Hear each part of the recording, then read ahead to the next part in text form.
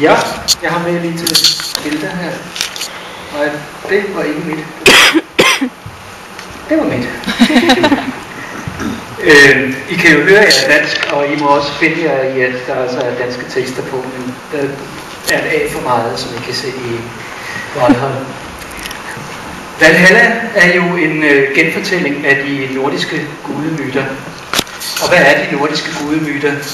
Det er jo nogle ældgamle fortællinger, som er gået i generation i hundredvis af år. Og i gamle dage har folk siddet rundt om lejrbålet, og en har kunne fortælle historierne. Måske har han været god til at synge også. Og så hen ad vejen, så har han skabt sin måde at fortælle på. Andre har fortalt på andre måder. På et tidspunkt har man skrevet det ned. Det var faktisk de skriftlige kilder, vi har, udover runesten. Det er jo faktisk først fra den tidlige middelalder. Så det er kristne kilder faktisk. Kristne folk har skrevet historierne ned. De har gjort det på deres måde, med deres dagsorden. Så har folk lavet film og billedbøger, og vi har så lavet en tegneserie, og den har vi lavet på vores måde. Som du sagde før, så har vi arbejdet med det her projekt i 30 år. Og det er jo vanskeligt at nå sådan her på nogle få minutter igennem 30 år, så det må hellere komme i gang. Hvad er mere naturligt end at starte med begyndelsen? Og det er meget nemt, for i begyndelsen, der var der ingenting. Men så skete der noget. Der begyndte midt i det her store tomrum, der var. De gamle kaldte det Ginun Gagab. Der var ikke nogen sø, ingen sand. Der var ikke noget jord, ikke nogen himmel. Der var ikke noget græs, der var simpelthen ingenting. Men der begyndte at blive koldt op nordpå og varmt nede sydpå. Og der hvor ilden og isen mødtes, der var der rart at være. Og der begyndte der at opstå liv. Og det liv, det blev til, ja, det ligner næsten en mand. Nogen kaldte ham en jætte. Men det er egentlig det store urvæsen. De gamle kaldte ham Ymir. Og han lå og hyggede sig der i det store tomrum, Ginun Gagab. Så skete der noget. Frem fra hans skridt og frem fra hans armhuler, der myldrede der stinkende, ulækre jætter frem. Indtil dækkede hele hans krop, ligesom sveden dækker en mand. Og alt var kaos. Men det så guderne, og de ville skabe en ordentlig verden, så de gik til angreb mod alle de her jætter og slog dem ihjel. Og de slog også Ymir ihjel. Og så brugte de hans store krop til at bygge verden af. Blodet og svedet blev til søer og vandløb. Knoglerne blev til klipper, og tænderne blev til sten. Kødet blev til jord. Hovedskallen blev til himlen. Håret blev til træer og planter. Og mange, mange flere ting. Og på den måde skabtes Midgård et rart sted, hvor menneskene kunne bo. Men det var mere en Midgård, der blev skabt en helt ordentlig verden. Hvad i alverden sker det her? Der blev skabt en ordentlig verden. I midten voksede livstræet Yggdrasils ask. I midten af Asgård, som også kaldes, altså sådan fordi at guderne også bliver kaldt aser. Udenfor ligger Midgård, hvor menneskene bor, og aller yderst ligger Udgård, hvor jætterne bor. Og så udenom det hele verdenshavet, hvor den store havslange, eller den store Midgårdsorm ligger og bider sig selv i halen. Den kaldes også Jørmungand eller jordbæltet. Så den er en kaoskraft, men den holder også sammen på det hele. Nogle af jer vil sikkert mene, ja, det der kort, det er meget godt, men det er helt forkert. Og I har også ret. Det her er ikke fantasy, det er mytologi. Der er mange indgange, mange tolkninger, mange måder at gøre det på. Og vi har gjort det på vores måde. Og det blev så til de her 5 samlebind med til sammen 15 historier, som vi har valgt at kalde den samlede saga.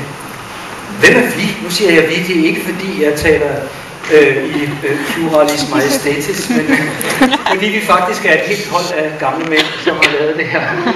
Det er nogle af os, der er flere endnu, men det her, det var ligesom kernegruppen. Og sådan ser vi ud i dag, men sådan så vi ud for 30 år siden. Nu er billederne altså trukket lidt, så man til side. Ham, der sidder skråt bag ved mig, det er Henning Kure, som var seriens redaktør, og ham som egentlig fik idéen til projektet, og spurgte mig, om jeg ville være tegner og fortæller på det. Men han har været hovedforfatteren hele vejen igennem. Og her skal I se et billede, det er fra det allerførste brev, han sendte til mig, hvor han spurgte, om vi skulle lave en serie om de nordiske gudemyter. Hans idé var, at indgangen til serien skulle være en lille viking, og gennem ham skulle vi opleve de nordiske guder. Jeg begyndte at lave nogle tegninger af vikingen her. Det var sådan en gummistil, som I godt kan se. Men vi blev ret hurtigt enige om, at vi ville i stedet for tage 2 menneskebørn, Tjalfer og Røskva, som er beskrevet i mytologien, og lade dem være indgangen til historien. De bliver til Thors tjenere, og det var vældig fint at have et par børn, et par videbegærlige små børn, som kan stille alle de dumme spørgsmål og få forklaret, hvem alle de forskellige guder er. Det er også dem, der er lidt på forsiden på det første bind. De står og kigger fra Midgård og op til Asgård, gudernes verden. Det tog noget tid at prøve at skyde sig ind på dem. I starten lavede jeg sådan en skitser fra naturen så godt jeg kunne. Jeg var 18 år dengang, så det er ikke helt sådan, jeg tegner i dag. Men det skulle jo være en mere karikeret stil. Vi skulle have humoren ind i serien. Og gradvist fik de form. Tjalfa, han så sådan her ud i starten. Og han havde også lidt skægstukke på et tidspunkt. Nogle af de her tegninger er Hennings. Han tegner også. Jeg skriver også, så vi blander os lidt i hinandens arbejde. Og der er så nogle idéer til Thor. Hvordan han kunne se ud. Og sådan er det. Han skulle både være morsom, men også have noget af det kraftige og heltemodige over sig. De her billeder er altså tempelforvrænget, det skal de skulle være sådan cirka halvt så brede. Men han har også en god ven, Loke. Og Loke er en meget mangefacetteret person. Der kan I se den ondskabsfulde side af ham. Mange har ment, at det var en fuldstændig fejl, Loke vi lavede, fordi han er alt for hyggelig. Og det kommer an på, hvilke myter man læser, og hvor man læser henne. I starten tegnede jeg ham vældig sådan ond. Og jeg fik meget onde og den finurlige side med.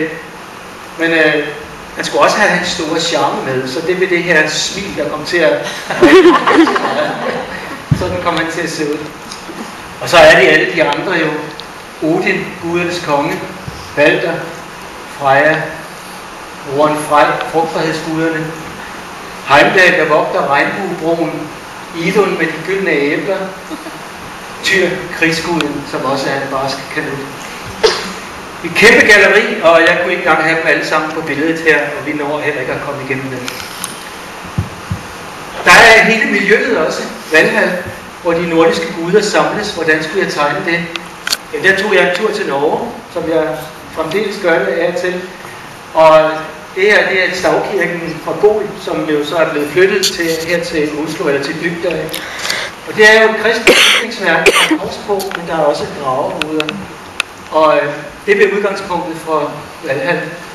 Det er så faktisk de norske stavkirker. Hen ad vejen blev jeg bedre til at tegne, så Valhalla voksede og blev en hel by. Thor, han bor jo lidt anderledes. Han er mere en bondegud.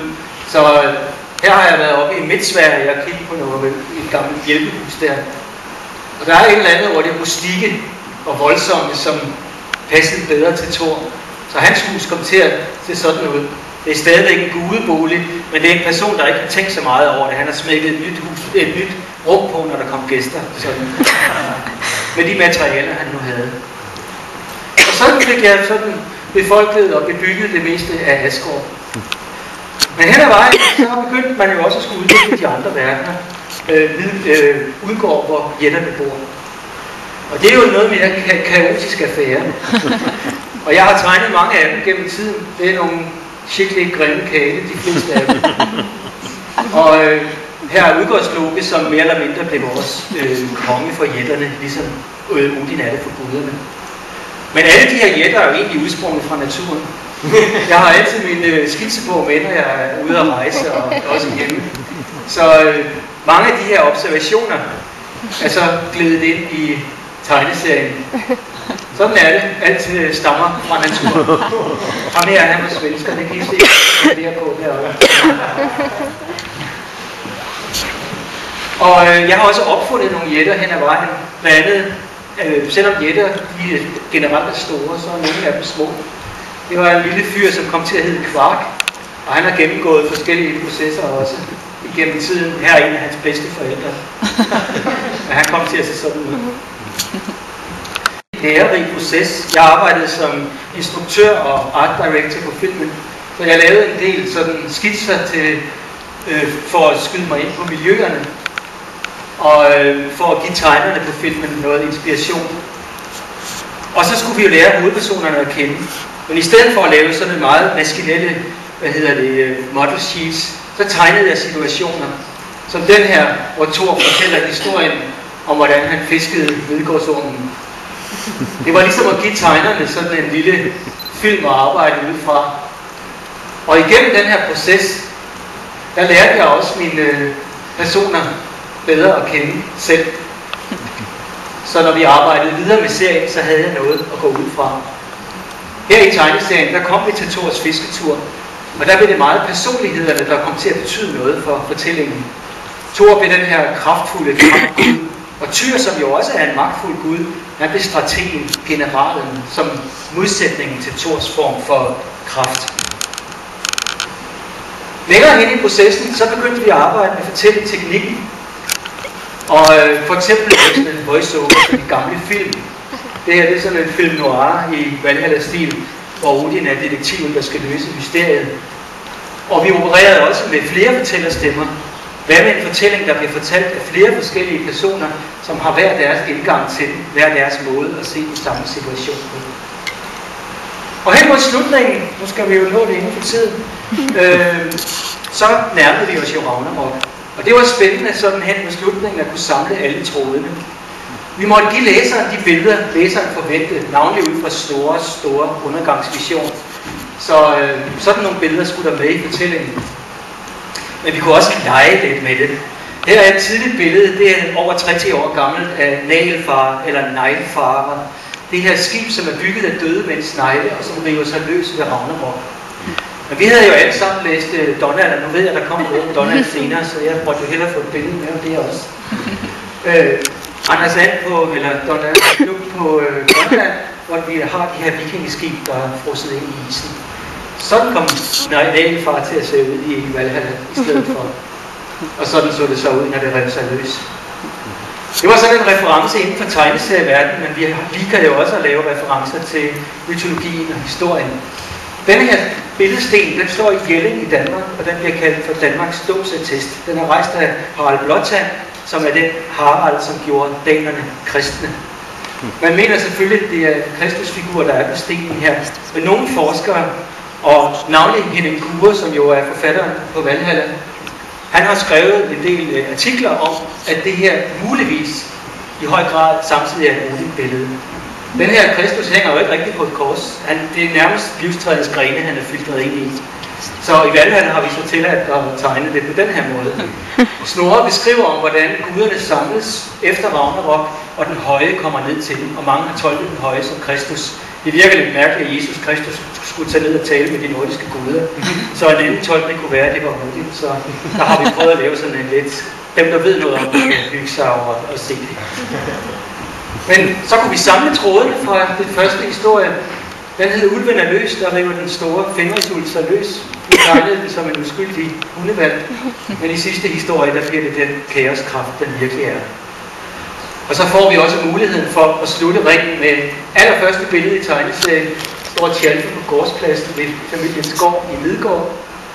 Og aller sidste billede i det 30 år efter, der kommer Tjalfe og Røsta hjem til forældrene igen. Det var sådan set, hvad jeg sådan kunne nå, og hvis nogen af jer vil læse lidt mere om det, så har jeg den her hjemmeside, som I kan gå ind på. Og ellers så kan jeg jo selvfølgelig anbefale jer enten købe boksen eller også låne på biblioteket, for jeg ved, at bibliotekerne har dem også. Tak for mig.